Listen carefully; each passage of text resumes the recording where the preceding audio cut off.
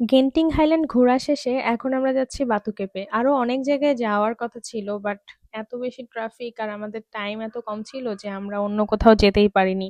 তাই আর কি আপাতত আমরা বাতু কেভস ঘুরেই আমাদের হোটেলে চলে যাব। বাতু কেভসে ঢুকতেই সবার আগে যেটা নজরে পড়বে সেটা হচ্ছে অনেক বানর। আর এই বানরগুলো এত দুষ্ট যে আপনি যদি খাবার নিয়ে এদিক দিয়ে হাঁটতে থাকেন দেখবেন আপনার খাবারটা টেনে নিয়ে চলে যাবে।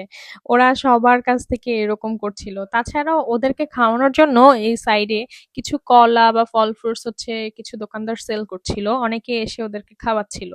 আর এখানে অনেক বানর, মানে বলার বাহিরে এত বেশি বানর। আমরা সবসময় চিড়িয়াখানাতেই দেখেছি, বাট এইভাবে লাইভ দেখে খুব ভালোই লাগছিল। তাছাড়াও এই সাইডে কিছু কবুতর বা পায়রা ছিল, এদেরকেও খাবার দেয়া যায় আপনি যদি চান।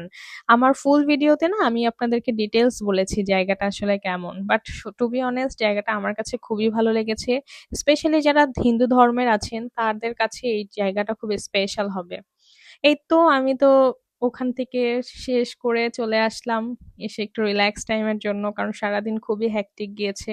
সেই সকালে ঘুম থেকে উঠে বের হয়েছি, গাড়ি খোঁজাখুঁজি করেছি, সবকিছু আমার ফুল ভিডিওতে দেয়া আছে। কিভাবে কার রেন্ট করেছিলাম আমরা এবং কি হোটেলে ছিলাম, আমি প্রত্যেকটা ইচ অ্যান্ড এভরি ভিডিও হচ্ছে দেয়া আছে। সো তারপরে গোসল শেষে আমরা একটু বাহিরে গেলাম নিজেদের মতো একটু কুয়ালালামপুর সিটিটা রাতের বেলা ঘুরতে, এবং খুব ভালোই লাগছিল যে নতুন একটা দেশ যেখানে আমাদের কেউ চিনে না, খুব শান্তি লাগছিল। শেষমেশ আমরা একটা টার্কিশ একটা রেস্টুরেন্টে গেলাম, যে এখানে সামথিং কাবাব টাইপস এর খাবার নিয়েছি, খাবারগুলো বেশ মজা ছিল। অ্যান্ড ওভারঅল এই প্লেসটা ছিল, এখানে বাহিরে আউটসাইডে বসেছিলাম ফার্স্টে, পরে ভিতরে গিয়ে খেয়েছি। আর লাস্টে স্টারবাকস। Bye bye.